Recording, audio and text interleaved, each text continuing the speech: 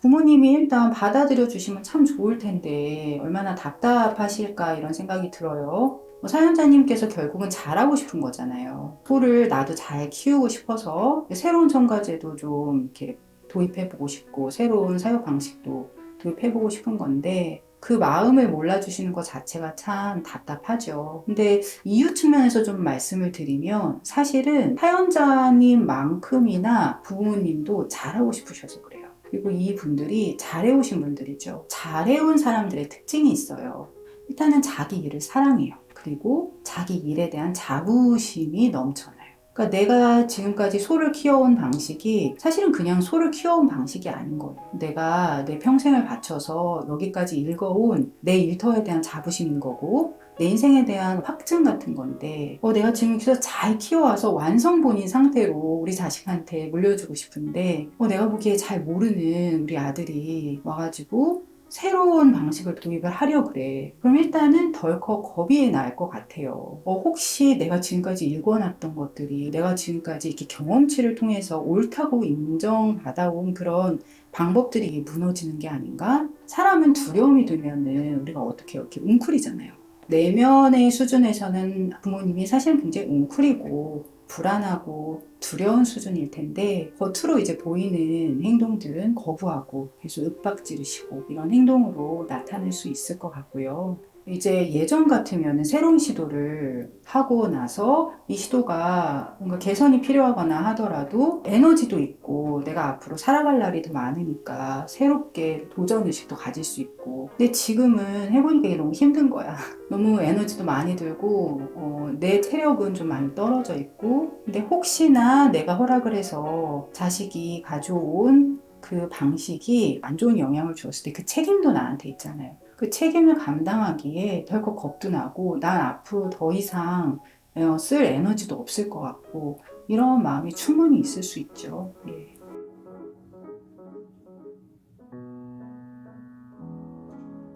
아까 부모님이 아마 마음 수준에서는 불안하고 두려울 거라고 말씀을 드렸잖아요. 그러면 일단 안심을 필요로 할 거란 말이에요.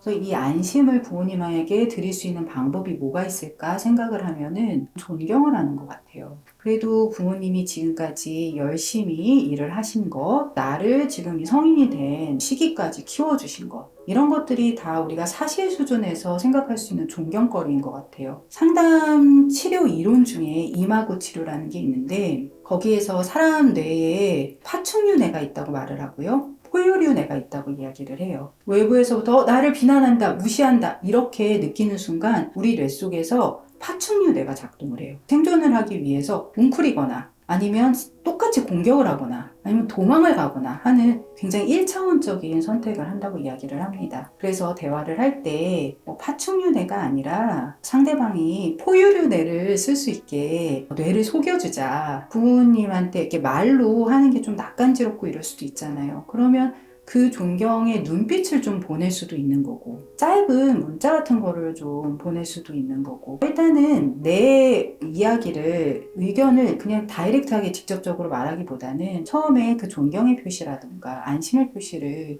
좀 드려서 제가 드리는 말씀이 부모님을 무시하거나 공격하려는 의도가 아니에요. 그렇게 두려워하시거나 불안해 하시지 않아도 돼요 라는 무의식적 메시지를 주는 거예요. 근데 이제 우리가 어른에게 하는 말이기 때문에 어린이에게 하는 것처럼 읽어주거나 하면 역효과를 낼 수는 있어요.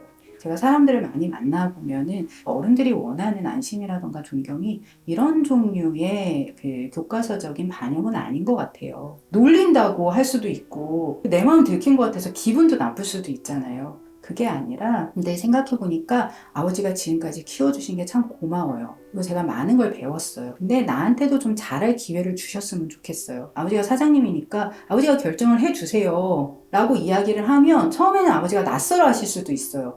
근데 이제 집에 가서 생각을 하실 수도 있잖아요. 내가 소만 잘 키운 게 아니구나. 이런 존경심이 아버지의 두려움과 불안을 좀 이렇게 좀 잠재울 수 있는 그런 안심거리가 되고요.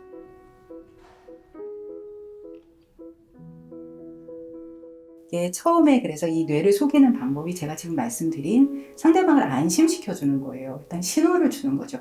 이게 절대로 당신을 비난하거나 공격하려는 의도가 아닙니다. 그런데 내 마음속에 존경도 있습니다. 그런데 내가 뭔가 다른 거를 한번 해보고 싶어요. 를 후에 붙이는 거예요. 그래서 일단은 부모님이 포유류내를 좀 쓰실 수 있게 저희가 도와드리고 그 다음에 이제 우리가 하고 싶은 말을 하는 거죠.